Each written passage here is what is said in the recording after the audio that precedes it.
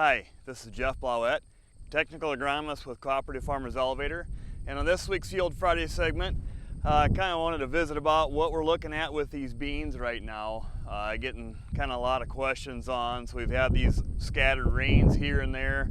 If you were lucky, you've had more than an inch of rain recently, a lot of half-inch rains, and there's a few places maybe only with a couple of tenths of rain, so I wanted to kind of visit. So what's that going to do to our bean crop right now?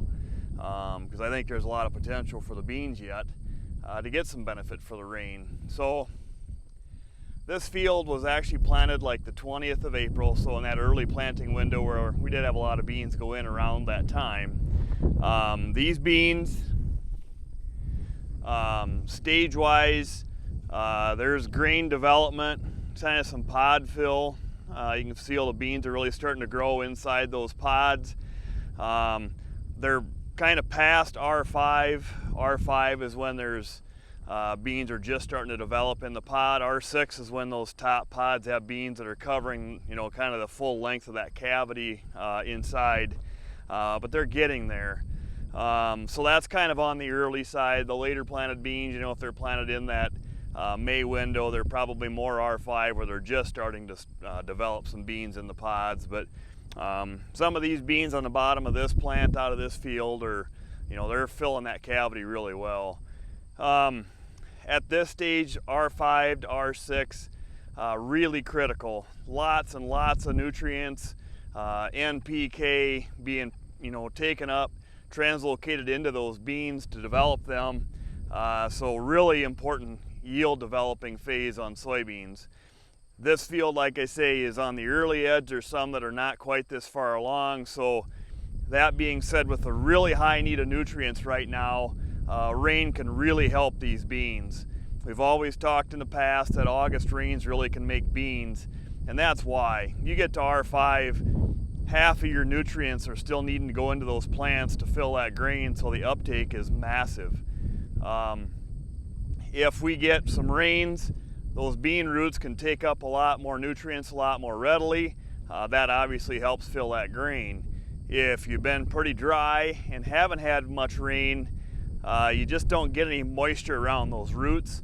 Those roots have been trying to extract nutrients out of that soil and moisture, and it's probably getting pretty dry around those roots. You can't extract nutrients and that out of dry soils, so a couple tenths of rain's not going to wet that soil where the roots are. So that's kind of why it's important. If you had an inch, that's different.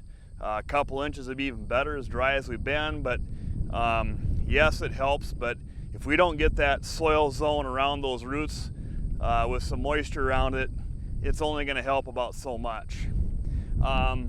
Again, on these beans, you start getting towards later in R5, the maximum height is there. There's no more new flowers. Nothing else is developing. It's got what it's got. It starts to take the nutrients, it translocates or remobilizes, they call it, the nutrients out of these leaves, the petioles, and starts to pack that into the grain. So, maybe, I think they'll say maybe half of the nutrients that goes into those beans has been taken up and put into that part of the plant. So that's why we're getting to the point we're going to start to see those beans are going to start to lose color pretty soon when they start remobilizing nutrients into that, the grain that it's developing, the dry matter in the grain. It's going to start to cannibalize those leaves, suck all the nutrients out. They're going to start to turn yellow and start to drop off. And we're getting close to that on some of these earlier beans. So as far as what the rains would do, it can do a lot yet. It's really important phase for soybeans right now. But just wanted to bring you up to speed. I've been getting some questions, this little more optimism with the grain markets, and then of course with some little bits of rain here and there, there's some optimism on yields there yet. So I guess we'll see what the combines say here in a few weeks, but just wanted to bring you up to speed with what we're seeing. So with that, that's this week's Field Friday segment, and we'll see you next week.